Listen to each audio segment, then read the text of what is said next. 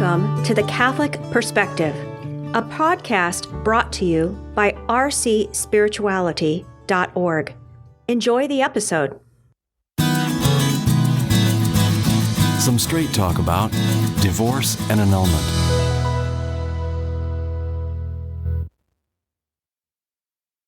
Tom and Paula lived together as husband and wife on Rosecliff Avenue on the east side of Cleveland for more than 70 years. Tom worked at the post office. He retired when he turned 75. Paula worked as a bank teller. She planned on leaving her job as soon as they had their first child, but it turns out that they never had any children. It was one blessing that God didn't give them. Paula stopped working at the bank when she turned 75. They led a simple life. They were never featured in the newspaper. They never got rich. They never took fancy vacations. But everyone on their street loved them. They were the neighborhood babysitters. They were the shoulders to cry on for young spouses having marriage troubles. They were the organizers of the yearly block party. Their yard was more played in than any other yard on the street. Their home exuded happiness and joy, just like their happy, joyful faces. Tom died in his sleep a few days before his 91st birthday. He seemed to have been in perfect health, but his life had reached its conclusion.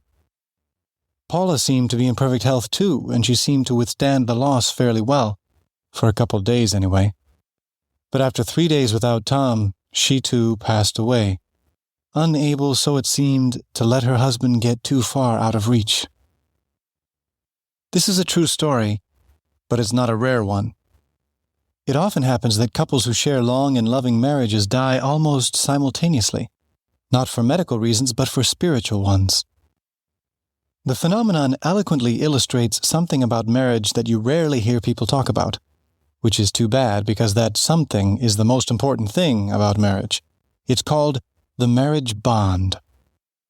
Understanding what it is and where it comes from is the only way to understand Catholic teaching about divorce, remarriage, and annulment.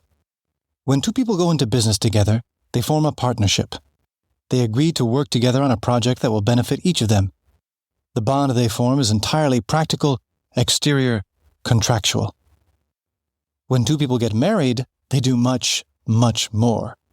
They pledge their whole selves to one another, unconditionally, out of love, and in so doing they become, as it were, one person. They are bonded together not by an external contract or agreement like business partners, but by the mutual commitment to be one another's spouse. Not just friends, not just companions, but spouses. As spouses, their very identity as individual persons is enriched. Tom and Paula are no longer just Tom and Paula. They are now Tom the husband and Paula the wife.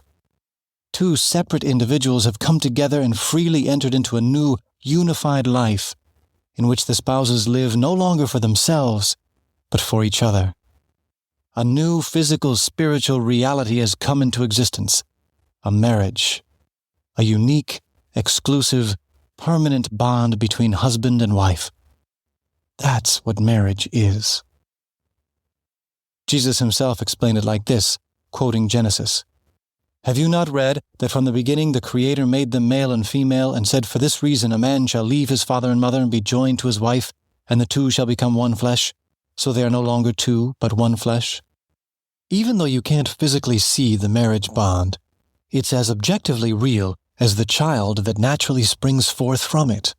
That child, an objective, physical, spiritual reality that didn't exist before, is a living icon, a palpable expression of what the marriage itself is by its very nature, an objective, physical, spiritual reality that didn't exist before.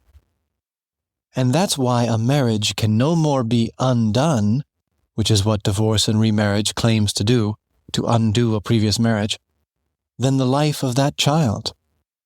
You can dissolve a business agreement, but you can't dissolve a child, at least not without murdering it. And you can't dissolve a marriage without the death of one of the spouses. From that point of view, it's no wonder that Paula simply couldn't continue living without Tom. After 70 years of faithful marriage, her very life, body and soul, was fused, as it were, with her husband's. Of course, that doesn't happen every time one spouse dies. Other factors are involved. Many widows and widowers survive long after their spouse's death and even marry again, even though their love was deep and their marriage true. This understanding of marriage is, admittedly, not easy for a lot of us to accept. We have all been more or less infected by our society's divorce mentality, which sees marriage as a mere social construct, like any other type of social agreement, like any business partnership, purely at the mercy of the needs and whims of the partners. We don't have to go very far to discover the flaws in that point of view. We don't even have to go to the Bible or the Catechism. All we have to do is go to human experience. Even though different societies have surrounded marriage with many different ceremonies and taboos and external traditions, they have all had the institution of marriage. In other words, as one expert puts it, marriage is rooted so deeply in human nature that it is found in every age and culture. Anthropologists studying a culture do not ask whether its members marry, but what special characteristics marriage has in that society. In doing so, they refer to something recognizable in any society by its constant characteristics, which are the more or less stable, heterosexual relationship recognized by society as the community in which it is appropriate for a man and a woman to engage regularly in sexual intercourse and to beget and raise children. Human beings create business and legal partnerships, but we don't create marriage. Rather, we enter into marriage just as we enter into friendship. The institution of marriage is natural. It's an objective reality, built into human nature by God Himself. It's what people do.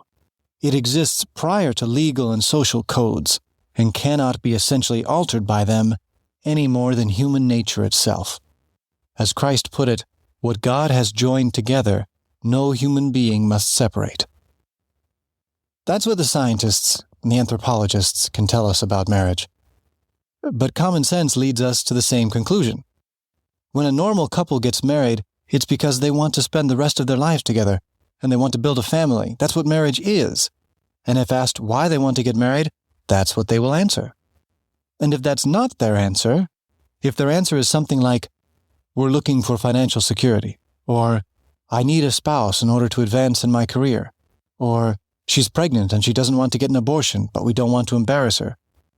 If those or other external practical goals are the only real reasons for either one of the spouses, then they may go through with some kind of a marriage ceremony. They may have a wedding, but they will not really be consenting to marriage.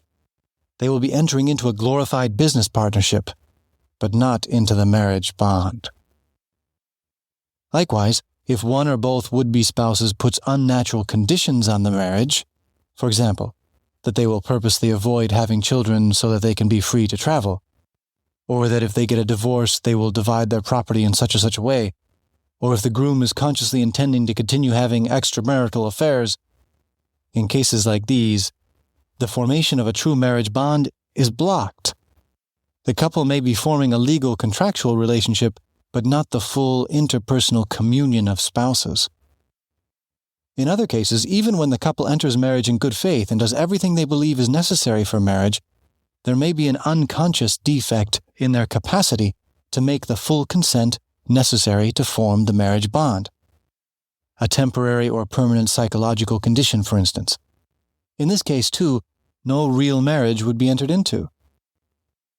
Because human nature is fallen, wounded by original sin, cases like these are not unheard of, and that's why the Church has what's called the process of marriage annulment. Unlike divorce, which claims to undo a marriage bond that really existed, an annulment states that an apparent marriage never really existed, because a flaw in the consent of one or both parties blocked the formation of the marriage bond. In that case, the parties involved are not really married, and so they are free to get married. Sometimes the cause of failed marriages can be traced back to these kinds of conscious or unconscious flaws in the original consent. Each Catholic diocese assigns the difficult and delicate task of discerning these cases to a marriage tribunal, which operates according to carefully prescribed procedures.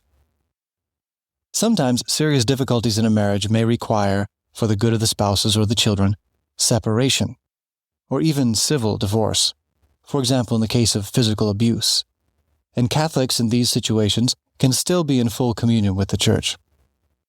Annulments and separations are always painful, which is one of the reasons why the Church encourages her children to prepare well for marriage, not only by attending marriage preparation classes, which are important, but most importantly by living a life of virtue, prayer, and faith, and by ridding themselves of the widespread divorce mentality. There are times in every marriage when love is sorely tested, and it will emerge stronger and deeper if the test is met and overcome with fortitude, self-sacrifice, and maturity. Virtues which need to be developed before the moment of crisis in order to be activated and further developed during the crisis. The same fallen human nature, what Christ called hard-heartedness, that causes crises in individual marriages also gives rise to the various social corruptions of the institution of marriage. Polygamy, for instance, in which one man has many wives simultaneously, or legalized divorce and remarriage. Certain societies admit these and other deviations, but that doesn't alter, it can't alter, the true nature of marriage. Jesus explained it like this to the Pharisees. Because of the hardness of your hearts, Moses allowed you to divorce your wives, but from the beginning it was not so. I say to you, whoever divorces his wife and marries another, unless the marriage is unlawful, in other words, if there was no real marriage bond in the first place, commits adultery. Jesus thinks so highly of this natural institution of marriage, in fact, that he elevated it to the level of a sacrament. For baptized Christians, therefore, the natural bond of marriage is reinforced with the strength of God's grace and transformed into a supernatural reality, a way for the spouses to love not only each other and their children, but also God and the Church. Husband and wife are no longer two, but one flesh, one person, as it were. They exist no longer for themselves, but for each other. That's how God designed it.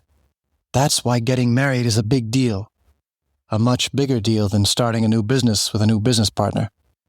And that's why Paula died only 3 days after Tom died, even though she was physically healthy, because her very life was so committed to his that she simply ran out of life without him.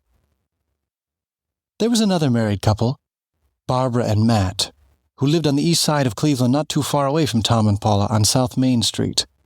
They were popular, wealthy, and well-traveled. After they'd been married for only 1 year, Matt was in a horrible car accident. When they got him to the hospital and stabilized his condition, they discovered that he was paralyzed from the neck down. When the doctors told Barbara, she was devastated. All their wonderful plans were shattered in an instant.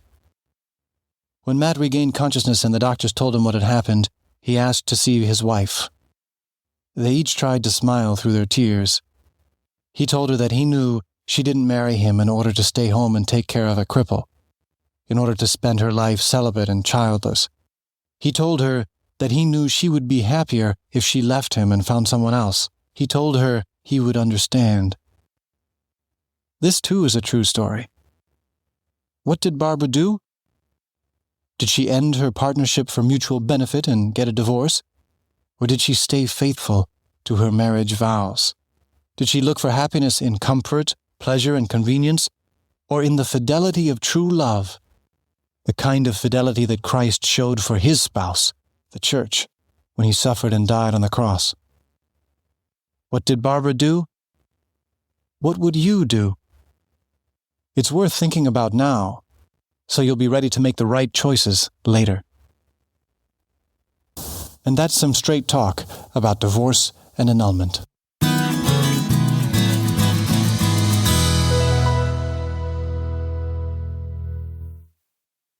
You have been listening to The Catholic Perspective, a resource from rcspirituality.org.